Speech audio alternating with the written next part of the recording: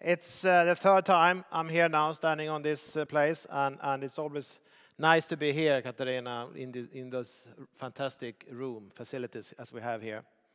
I'm going to talk a little bit about SaltX technology, and we are, I should get one of those things also, so I can move the pictures ahead. We are a company-based company in Stockholm here, and we are developing an energy storages. And energy storage is certainly an increasing demand of it. Once we go more and more into renewable energy, we need more energy storages also. And we have a mission, as we have heard all the other companies do have here also, and we have a mission that we are going to make it possible to convert into fossil-free energy sources. And if we do that, we all know that if we come up to a certain level of renewable energy, more than 50–60%, the demand of storages is increasing rapidly, because as we all know, we cannot control the sun, we cannot control the wind. So we have been around for some years, and we have the base technical platform is actually a material that is called, we call it nano-coated salt, and it's a patent that we have, patent families, a number of them that are covering this. It's a special recipe that with the calcium hydroxide salt, we are making a nano-coating to prevent agglomeration of this energy transferring. We are certainly in a range where we can say that there is a big demand of the storages, and we will make it, we are on our way to make it possible to make the transition toward a fossil-free and decarbonized world. I start with the latest news from us, and this is, once you look on this picture here, you may recall that we talked a lot about the material development in the past. We had this innovation about the material, but along the road we took the decision to go more into a function orientation, a solution of the complete functions, because we thought we find out that we had to do it ourselves, because the salt was actually depending on the reactor that is charging the salt, and the reactor is depending on the salt. So we had to see it as one function.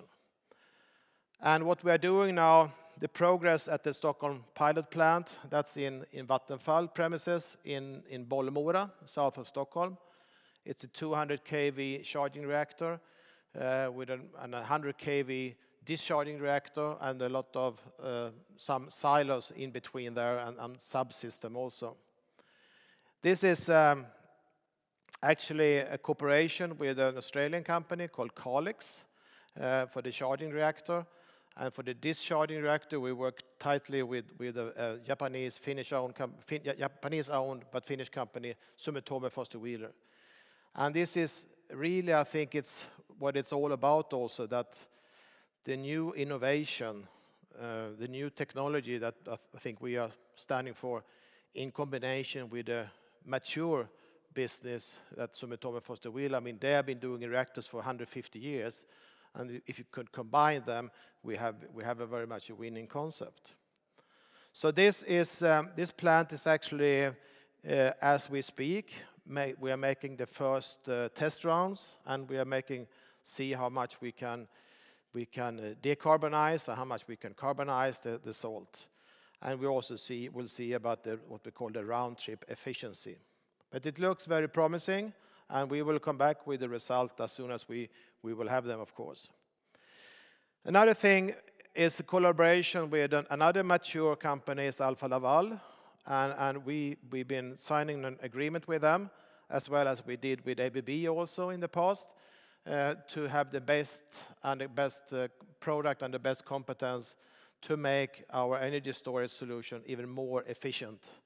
to make the best out of it. And this is very good now when we have this installation in Bollmora in Stockholm. We can go out there, we can make the test installations, and we can try it out. So Alfa Laval is very eager, and so are we, of course, to get this up and running. The third new latest thing from us that we recently sent out a press release about was that we actually have developed some sort of a charging reactor by ourselves. And this is a quite unique thing. If you think about, for 3 years ago when I stood here, I probably talked a lot about the material itself. Now the company has transferred into a much higher added value, so to say, and we are making the function. And the competence and the knowledge that we have now, we have transferred into a new charging reactor that could do higher temperature and a higher power output. And this is something that we have applied for the patent. We haven't got it yet, but we have applied for it. And we are very excited about this because this makes it possible to make our energy storage application even more efficient. What it's also all about is really that we have a unique solution here with this charging reactor, which could make it possible to electrify the industry. Ferroamp was talking about electrification here before me, and it's all about that a lot, that green steel, and you make all other things out there. By this innovation, by this reactor, we can electrify some of the industry that are working with a very, very high temperatures and very high output. This is way too early to say about, to tell you about any details about it, but we see that there is a good opportunity out there to do this. So time will tell. Maybe I'm here next time, we will see how it will look like then. But we are very excited about this. And once I look on this picture here, you see that we come from a pure material company into this function-oriented and complete solution. So it's a major step. Some milestones in our company. We went public 2016, and we built the first the EnerStore concept, energy storage. We call it EnerStore. Was actually birth 2017. 2019, we built the first installation in Berlin at Vattenfall premises. A 0.5 megawatt history with 10 megawatt hour capacity, and that was running 2020, end of 2020, and actually a little bit before that also, but it's actually, we used power and to heat it up, and we used heat to put out in the district heating in the Berlin area. Then the plan was actually that we should have changed the technology a bit on this plant, but then the COVID came along, and the factory was closed down totally in Berlin. So we said that we had to do something, and then we had the opportunity to start up to build this pilot plant in Stockholm. So we did that. So that is now up and running with the latest reactor technology. So we are getting prepared now for the pre-commercialization phase in our company. We talk to a number of customers that are interested in this, but we also have the knowledge and we need to actually to create the market in a way also. We had a competition in Helsinki Energy Challenge for some years ago that came in 255 applications, how to make Helsingfors as a carbon neutral and fossil-free city. And we were one of the 4 winners in this competition. So that also shows that the market is not market is getting prepared for energy storages, but they don't know exactly how and where and when it's going to be installed. So I've been, maybe I mentioned this in the beginning, but it's a peak shifting thing that we need to charge the battery in the electrical vehicle, as Ferram said, once the electricity is cheap. Then you want to take it out once it is expensive to levelize the cost of electricity, of course. And also, once you get up to the level of 40, 50, 60% renewable electricity in a country or in a market, you need about 1/5, 20% in energy storage capacity to cover up for the sun and to cover up for the wind. So that makes it, I mean, we have tried so many times to try to see how big is the market out there, but it's huge. Once we come to the stage where we have fossil-free sources, it's going to be a lot of energy storages out there. Not only our technology, there will be a number of other technologies also. But we offer a green, economical, and robust solution where we actually don't have any dangerous or any high pressure or anything that is special. It's pure natural material, the salt, and it's a lot of available on the market out there. Where do we then exist on the market if you make some sort of segmentation on the market? On the x-axis you see the energy capacity, how big is the battery, and on the y-axis you see the storage time. So since we have thermochemical storages, we can store the energy for a very long time without losing any energy, or we can also be flexible to have it more frequent. But we say that we are in the area of 10 megawatt hours, which is quite big. That's where we want to be. And that's why we need a big reactors also, as I mentioned in the beginning.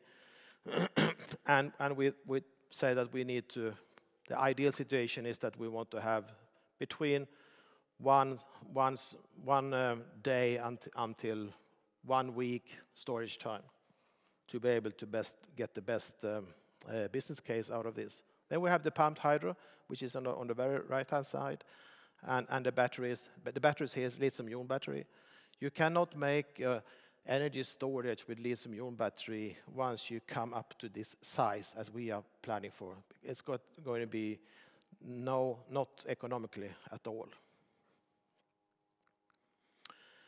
We have 3 areas that we are looking into. We call it heat to heat, power to steam, power to power. And what we mean by that is that we heat to heat, we charge the salt with heat and we take out the heat. And then we have the alternative to heat the salt with power, electricity, renewable electricity, and we take out heat, and also power to power. What we are focusing on is clearly the power to steam area. We know that a lot of the market is talking about batteries, and then it's very often power to power. But 49, almost 50% of the energy demand in the world consists of steam. Steam for the production in the industry, but also steam for the remote heating and the district heating. So the common picture with people overall is that battery is power to power, lithium-ion battery, but the heat, the steam area is as important as the power is.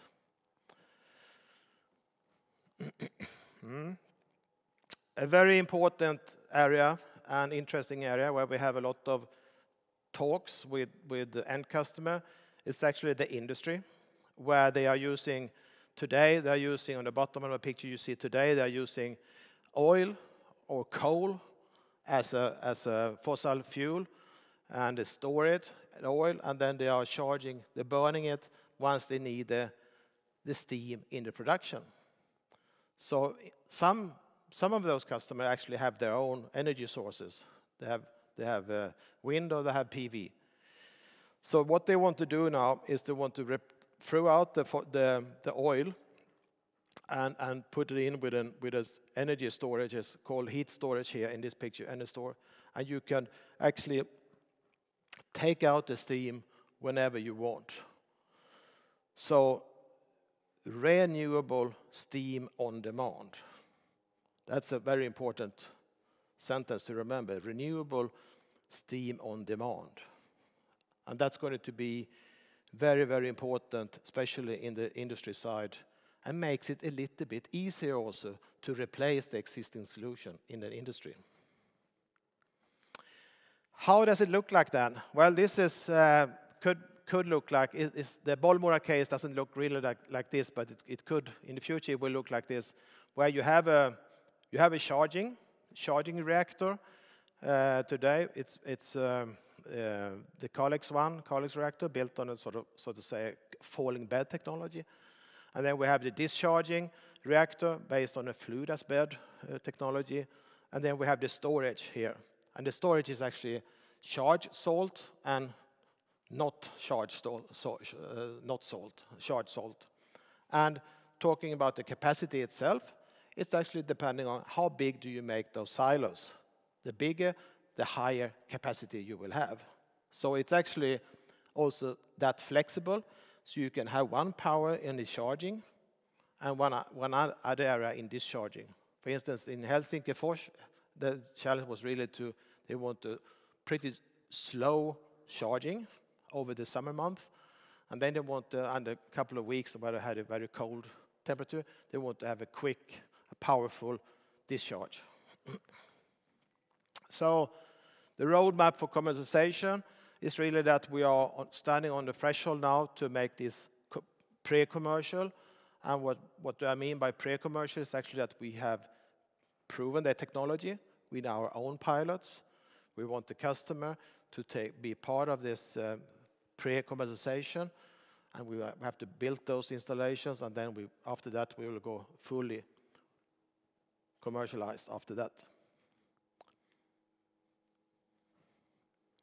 Okay, that's about it. Thank you very much for your attention. Well, thank you very much, Carl-Johan.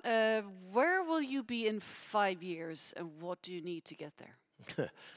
Yeah, that's a very interesting question. That keeps me awake also during the night sometimes. But I think with the new innovations that we have now, we see a lot of opportunities.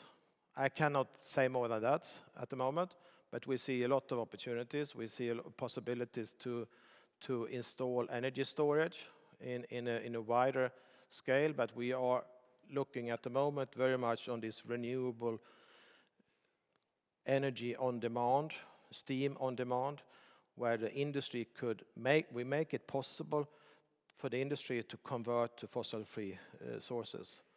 And here we are working very much in cooperation with ABB and some other companies to make this happen, because we have the same interest. We want to get rid of this oil and coal. You mentioned that there is no shortage of your raw material, salt. But how about other components in your facilities? How are they affected by, well, the situation in the world? We have, I would say, we have very much under control, but there are certain electrical components that have a very long lead time certainly, and there we have tried to pre-order them even before we have the final design ready for the next, the bigger energy storage as we are planning to build. So we have taken a risk, maybe, to order this before we have the final design.